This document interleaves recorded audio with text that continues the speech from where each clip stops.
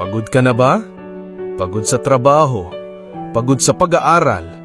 Pagod sa mga problemang parang walang katapusan? O baka ang pinakamabigat mong dala ay ang pagod na hindi nakikita ng iba? Kung ikaw yan, may magandang balita si Jesus para sa iyo. Panahon na muli para ibahagi ko sa inyo ang mensaheng nagbibigay buhay mula sa Ebanghelyo ngayong araw, July 16, Thursday of the 15th week in Ordinary Time. Sa Ebanghelyo natin ngayon mula sa Matthew 11:28-30, inanyayahan ni Jesus ang lahat ng napapagod at nabibigatan sa kanilang mga pasanin. Sinabi niya, "Lumapit kayo sa akin, kayong lahat na napapagod at nabibigatan sa inyong pasanin, at bibigyan ko kayo ng kapahingahan." Hindi lamang niya tayo inaanyayahang lumapit. Inaanyayahan din niya tayong pasanin ang kanyang pamatok at matuto mula sa kanya, sapagkat siya ay maamo at mapagpakumbaba. At nangako siya, makakasumpong kayo ng kapahingahan para sa inyong kaluluwa. At nagtapos siya sa isang napakagandang pangako, sapagkat magaang ang aking pamatok at magaang dalhin ang aking pasanin. Mga ka-digital disciple, napakaganda ng mensahe ni Jesus. Napansin ba ninyo? Hindi sinabi ni Jesus na aalisin niya agad ang lahat ng ating problema. Hindi rin niya ipinangakong magiging madali ang buhay. Ang ipinangako niya ay ang kanyang presensya. Kapag lumalapit tayo kay Jesus, hindi man agad nagbabago ang ating sitwasyon, nagbabago naman ang ating puso.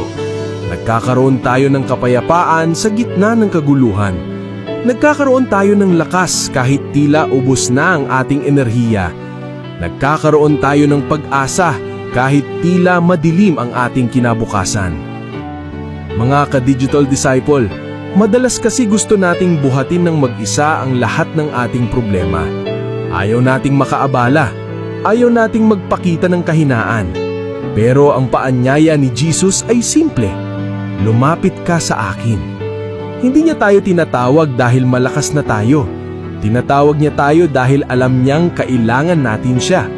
Kapag isinusuko natin sa kanya ang ating mga alalahanin, hindi tayo nagiging mahina.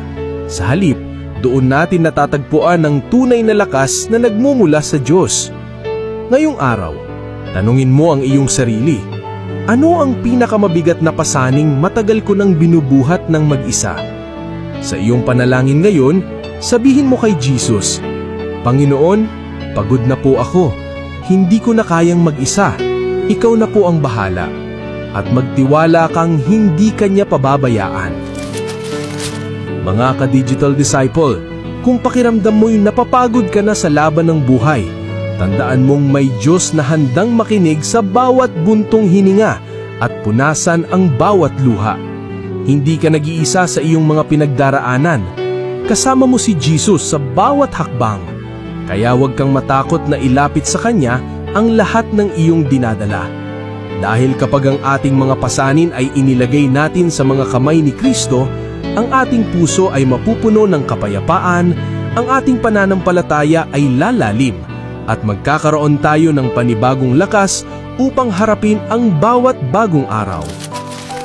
Kung ang mensaheng ito ay nakatulong sa iyo, i-share mo ito upang mas marami pang makarinig ng salita ng Diyos.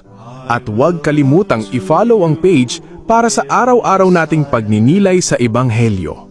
Mag-subscribe din po sa aking YouTube channel, Disciple Animation. At kung mayroon kayong personal prayer intention, i-comment lamang po ito sa YouTube comment section. Isasama ko po kayo sa aking araw-araw na panalangin. Ako po si Brother Rai, your digital disciple.